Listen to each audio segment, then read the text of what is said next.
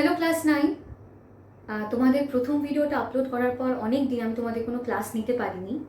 আমার নিজের কিছু শারীরিক অসুস্থতার কারণে আমার ক্লাসটা কন্টিনিউ করতে একটু অসুবিধা হয়েছিল। তো আশা করছি তোমরা মন দিয়ে পড়াশোনা করছো এবং আজকে আমরা তোমাদের যে ফার্স্ট চ্যাপ্টার অর্থাৎ জীবন ও তার বৈচিত্র্য তার বাকি অংশটা শুরু করছি। আজকে আমরা মেইনলি যে জিনিসটাকে পড়বো প্রথমেই সেটা হচ্ছে জীবনের উৎপত্তি, অরিজিন অফ লাইফ। তো প্রথম দিন তো আমরা জীবন কি বা জীবেদের কি কি বৈশিষ্ট্য অর্থাৎ জীবনের কি কি বৈশিষ্ট্য এগুলো পড়লাম। আজকে আমরা পড়বো যে পৃথিবীতে জীবনের উৎপত্তি কিভাবে ঘটেছিল। তো আমি তোমাদের মেনলি সাঁতরার বইটা থেকেই পড়াই, কিন্তু এই টপিকটা পড়ানোর জন্য আমি ছায়ার বইটাকে ফলো করছি। এখন এই জীবের উৎপত্তি বা জীবনের উৎপত্তি পড়ার ক্ষেত্রে আমরা দুজন বিজ্ঞানীর নাম পড়ব। একজন হচ্ছেন বিজ্ঞানীর ওপারিন এবং অপরজন বিজ্ঞানী হ্যালডেন। বিজ্ঞানী আলেকজান্ডার ওপারিনের লেখা বই দি origin of life on earth,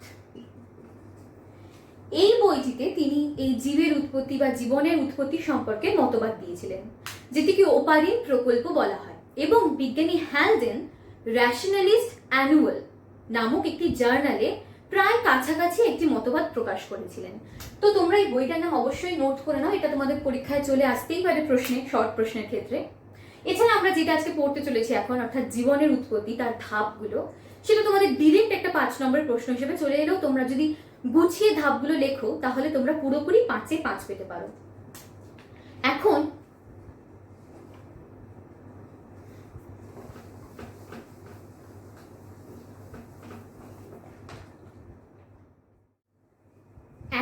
আমরা এই জীবনের উৎপত্তির জৈব রাসায়নিক প্রকল্প, এই প্রকল্পটাকে আমরা 4টে ভাগে ভাগ করে পড়বো, অর্থাৎ এই 4টে পর্যায়ে পড়বো আমরা।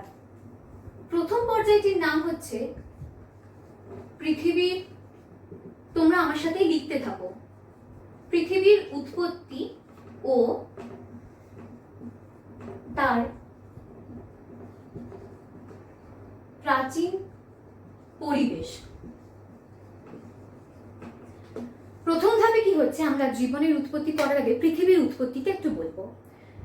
পৃথিবীর উৎপত্তি কিভাবে ঘটেছিল সেই সংক্রান্ত বিভিন্ন মতবাদ রয়েছে। কেউ বলে প্রচন্ড বিস্ফোরণের দ্বারা পৃথিবীর সৃষ্টি হয়েছিল, আবার কখনো কখনো বলা হয় সূর্য থেকে বিচ্ছিন্ন হয়ে এসে পৃথিবী এবং অন্যান্য গ্রহ তৈরি হয়েছিল। তো যেভাবেই তৈরি হয়ে থাকে পুরোটাই আমাদের অনুমান করতে হয়, কারণ এটা বহু যুগ আগের কথা, তখন আমরা কেউই ছিলাম না, কোনো বিজ্ঞানীরাও ছিলেন না। তো পুরোটাই অনুমানের উপর ভিত্তি করে বিভিন্ন প্রকল্প রয়েছে।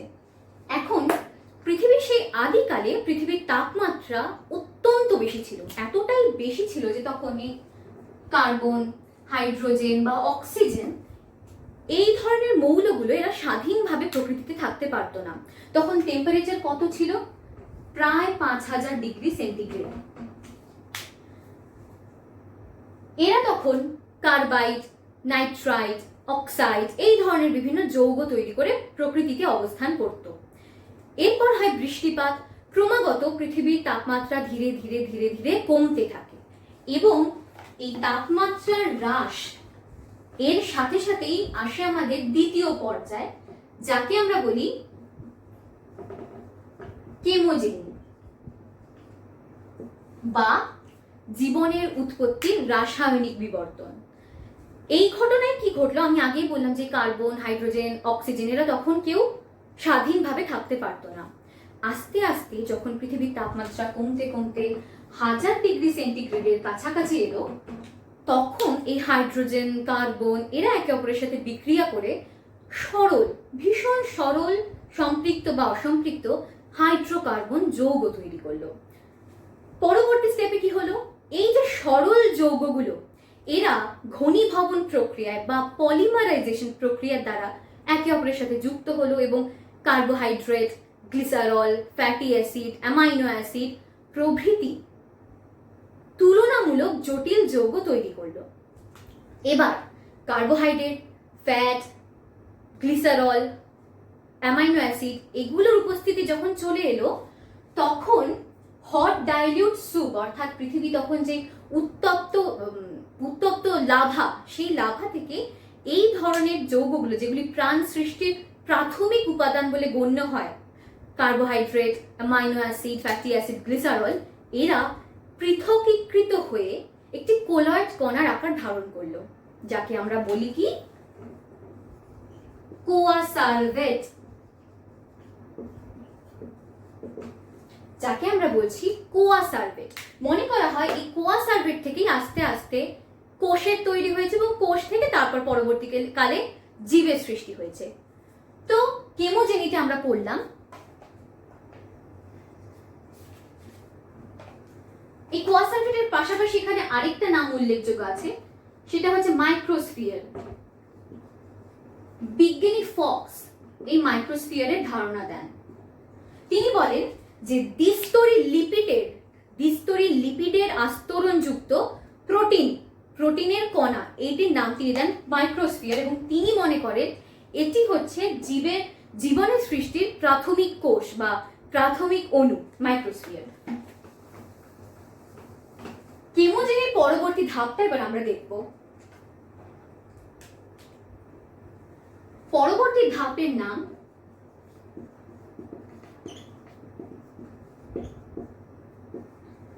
প্রাণের জৈবিক বিবর্তন বা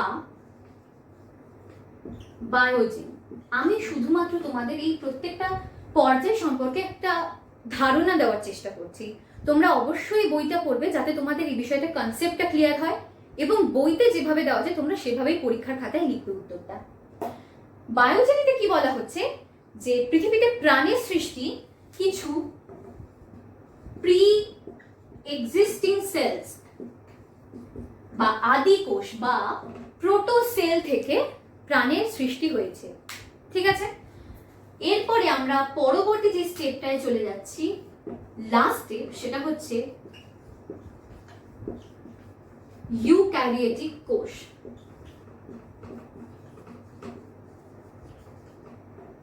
ইউক্যারিওটিক কোষের সৃষ্টি। এখন এই স্টেপটা বলার আগে আমি তোমাদের কাছে একটা প্রশ্ন করব, সেটা হচ্ছে ইউক্যারিওটিক নামটার পিছনে কারণটা কি? অর্থাৎ এই সেলটাকে ইউক্যারিওটিক সেল বলা হয় কেন? আমরা সকলেই জানি যে পরবর্তীকালে, অর্থাৎ এই উন্নত শ্রেণীর জীব দেহে যেই কোষ রয়েছে, আমাদের প্রাণী দেহে, মানব দেহে, উদ্ভিদ দেহে যেই কোষ রয়েছে, সেটা হচ্ছে ইউক্যারিওটিক কোষ, এবং তার আগেরটার নাম ছিল কি প্রোক্যারিওটিক কোষ। এই ইউক্যারিওটিক কোষের নাম এরকম হলো কেন? কেউ কি জানো? তো এটা তোমাদের জাস্ট নলেজের জন্য জেনে রেখে দাও। এই ইউক্যারিওটিক কথাটা এই ইউ এবং ক্যারিয়ান এই দুটো মিলে হয়েছে। ক্যারিয়ান মানে হচ্ছে নিউক্লিয়াস, ইউ শব্দের অর্থ হচ্ছে ট্রু, অর্থাৎ প্রকৃত নিউক্লিয়াস। কেন প্রকৃত নিউক্লিয়াস? কারণ তোমরা হয়তো জানো ইউক্যারিওটিক সেলে যে নিউক্লিয়াস থাকে, সেটা একটা প্রকৃত নিউক্লিয়াসে যে 4টে পার্ট থাকা দরকার, অর্থাৎ নিউক্লিয় পর্দা, নিউক্লিওপ্লাজম, নিউক্লিওজালিকা এবং নিউক্লিওলাস, এই 4টে জিনিস একত্রিত হয়ে তৈরি হয়েছে ইউক্যারিওটিক কোষের নিউক্লিয়াস। তাই ট্রু নিউক্লিয়াস অবস্থান করছে বলে একে বলা হয় ইউক্যারিওটিক কোষ। শুধুমাত্র তোমরা এটা নলেজের জন্য জেনে রেখে দাও, বড় হয়ে তোমাদের এটা কাজে লাগবে। যেটা আমরা পড়ছিলাম ইউক্যারিওটিক কোষের সৃষ্টি, কি বলা হয় আজ থেকে 2 বিলিয়ন বছর আগে, 2 বিলিয়ন ইয়ার্স আগো কি হয়েছিল? সায়ানোব্যাকটেরিয়া জাতীয় কিছু ব্যাকটেরিয়া থেকে প্রকৃতিতে অক্সিজেন মুক্তি পায়, এবং আজ থেকে 1.5 বিলিয়ন বছর আগে এই মুক্ত অক্সিজেনের শ্বাস কার্যকারী জীবের সৃষ্টি হয়। তো এই ছিল তোমাদের জৈব রাসায়নিক প্রকল্পের 4টে ধাপ। তোমাদের এখান থেকে শর্ট প্রশ্নও আসতে পারে, যেরকম দিতে পারে আজ থেকে কত বছর আগে পৃথিবীতে প্রাণের সৃষ্টি অর্থাৎ জীবের উৎপত্তি তৈরি হয়েছিল? এর উত্তরটা কি হবে?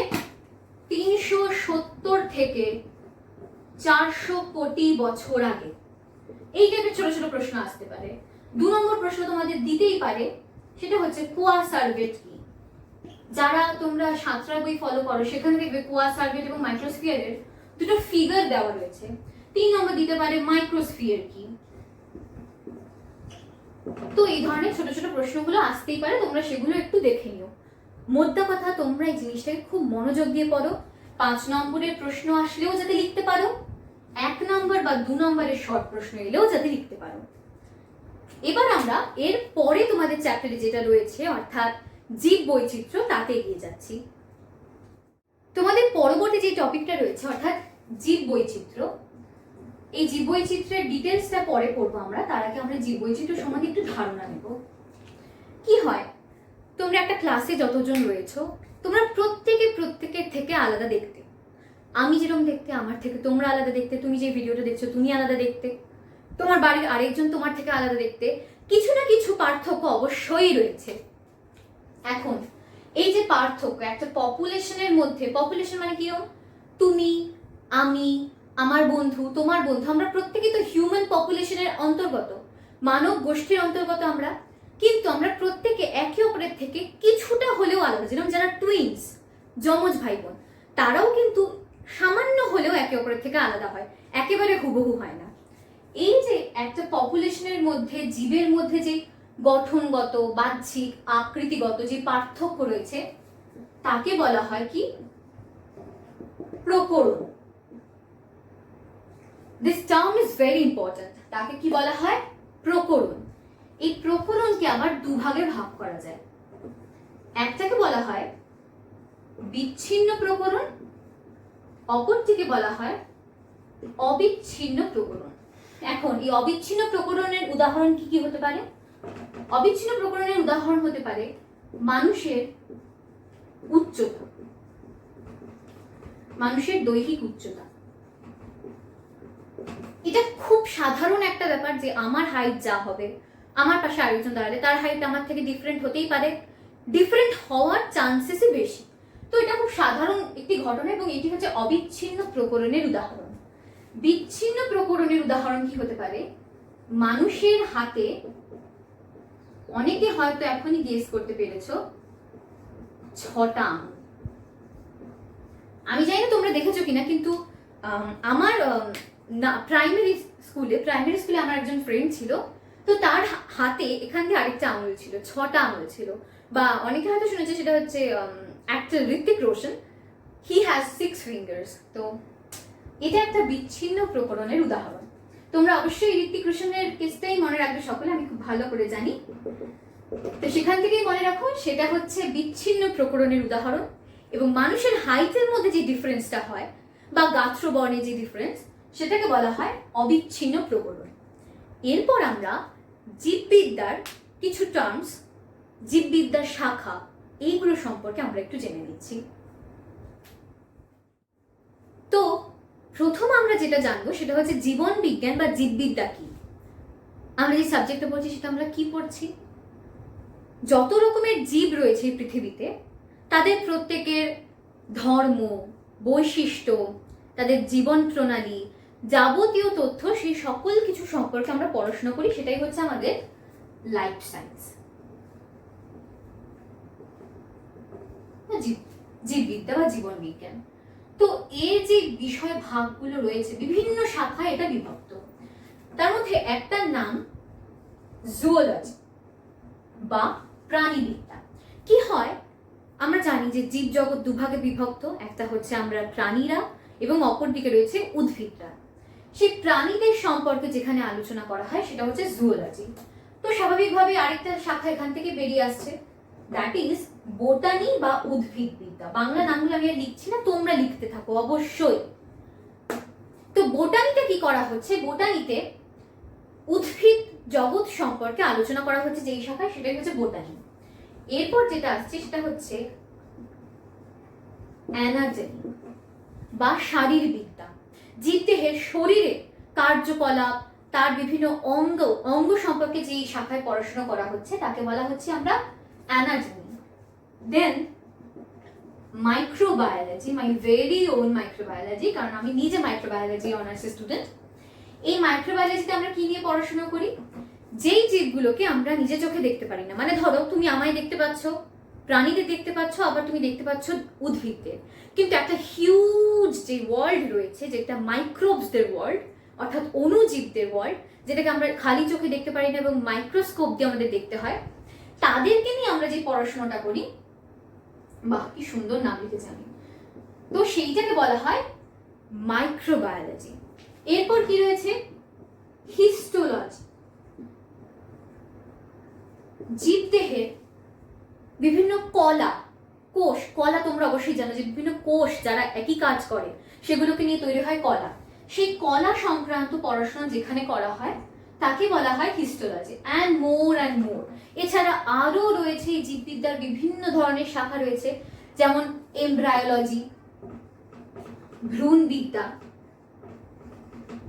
এই ধরনের আরো অনেক শাখা রয়েছে। তোমাদের বইতে নিশ্চয়ই সব কথার নাম দেওয়া রয়েছে, বেশিরভাগের নাম দেওয়া, তোমরা সেখান থেকে পড়ে নেবে। এবার এই লাইফ সায়েন্স বা জীববিদ্যাকে আমরা আরো দুটো ভাগে ভাগ করতে পারি।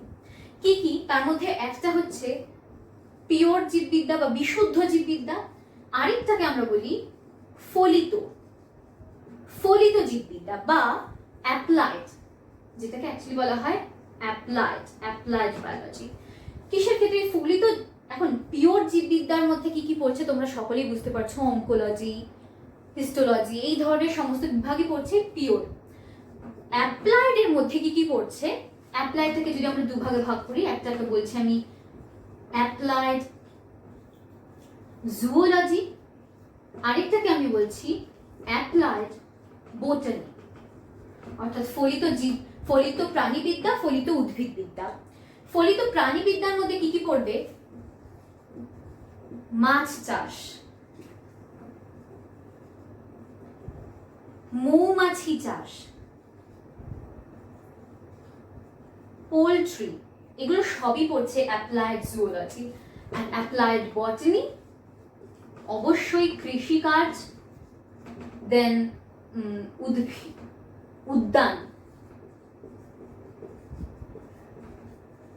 উদ্যানবিদ্যা, এই সকল কিছু পড়ছে কিসের আন্ডারে? অ্যাপ্লাইড বটানির আন্ডারে।